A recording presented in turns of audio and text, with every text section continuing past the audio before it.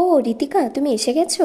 তোমার ছাত্রী কিন্তু এখনো ঘুম থেকে ওঠেনি। সে কখন থেকে ওকে ঘুম থেকে উঠাচ্ছে জানো, বলছি বারবার ম্যাম চলে আসবে, উঠে পর, কিছুতেই উঠতে চাইছে না। না না ঠিক আছে, ওকে তো আমি 1.5 ঘন্টা পড়াই। এবার ও যদি পড়ার সময় ঘুমে ঢোলে আর তখন যদি ওর পড়াটা ঠিক মতো কমপ্লিট না হয়, তখন কিন্তু আপনি আমাকে কিছু বলতে আসবেন না। আর আমার পক্ষেও কিন্তু 5 মিনিট এক্সট্রা দেওয়া ওকে সম্ভব নয়। শোনো না, ও তো আসলে ঘুম থেকে উঠেই পড়তে বসে গেছে, কিছু তো খায়নি। আমি ওকে বরং কিছু একটা খাইয়ে দিই, আর তুমি ততক্ষণ ওকে কিছু একটা লেখা দিয়ে দাও।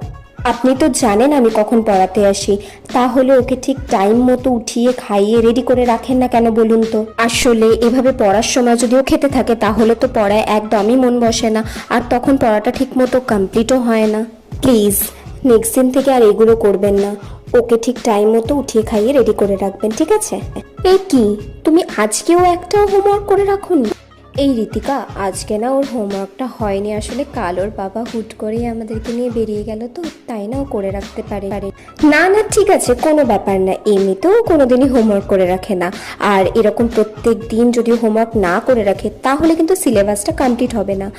আর পরীক্ষায় যখন নাম্বার কম আসবে তখন প্লিজ আপনি আমায় কিছু বলতে আসবেন না, তাহলেই হবে। যেগুলো পড়া দিলাম সেগুলো কিন্তু অবশ্যই করে রাখবে, ঠিক আছে? বলছি শোনো না, তোমার এই মাসের ফিসটা না পরের মাসের ফিসের সাথে একসাথে দিয়ে দেবো, কেমন? আসলে এই মাসে না খুব খরচা হয়ে গেছে, ওর বাবার হাতে একদম টাকা নেই।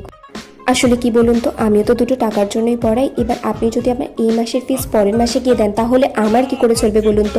এমনিতেও আপনি ফিস দিতে 1 সপ্তাহ লেট করেছেন, তাই প্লিজ কাল আমার ফিসটা অনলাইন করে দেবেন, না হলে কিন্তু আমি ওকে পড়াতে আসবো না। যেদিন ফিস দেবেন সেদিনকে আবার পড়াতে আসবো, ঠিক আছে?